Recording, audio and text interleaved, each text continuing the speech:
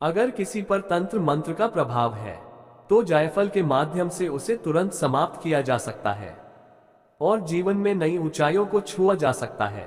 क्या आप जानते हैं कि जायफल एक मसाला होते हुए भी फल क्यों कहलाता है?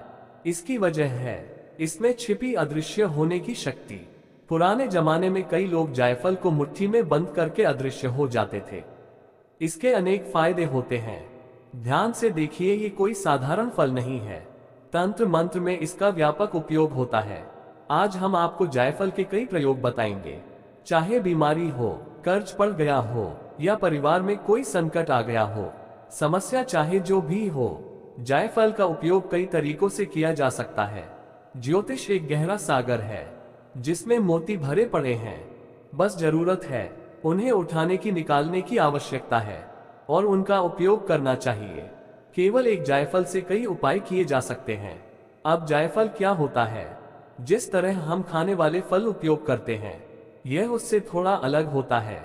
जायफल एक पेड़ में उगता है जो आकार में सुपारी जैसा होता है और बाजार में आसानी से 5 से 10 रुपए में मिल जाता है। इसके फायदे बहुत कम लोग जानते हैं।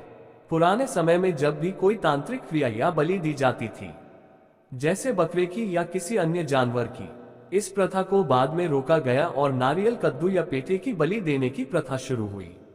इन चीजों के ऊपर बलि दी जाती थी ताकि देवी देवता प्रसन्न हो और इंसान की जान बचाई जा सके। धीरे धीरे इस प्रक्रिया में सुधार हुआ और नींबू का उपयोग होने लगा। आपने देखा होगा कि नींबू कई बार हथियारों के ऊपर लगाया जाता है, जिसे काटने के लिए बलि के रूप में उपयोग किया जाता है, क्योंकि उसमें नेगेटिविटी होती है। जब किसी पर से नींबू घुमाया जाता है और चाकू से काटा जाता है, तो ये बलि देने की प्रक्रिया को पूरा करता है। ये वस्तु हमेशा सबसे ऊपरी स्थान पर होती है और अंत में सबसे विशाल और प्राचीन रूप में प्रकट होती है। लेकिन ये तब तक सामने नहीं आई जब तक नींबू जाता नहीं। आज भी नींबू बहुत लोकप्रिय है और कई तांत्रिक जो सीढ़ियां करते हैं या किसी देवी देवता को प्रसन्न करने के लिए बलि नहीं देते, वह इंसान या जानवर की जगह जायफल या नींबू का उपयोग करते हैं। इससे ये स्पष्ट होता है कि जायफल कितना शक्तिशाली है। यदि आप जायफल का सही तरीके से उपयोग करते हैं तो आप अपने जीवन की कई समस्याओं का समाधान कर सकते हैं। ये धन के लिए अत्यंत शुभ माना जाता है और नकारात्मक ऊर्जाओं को दूर करने में भी सहायक होता है।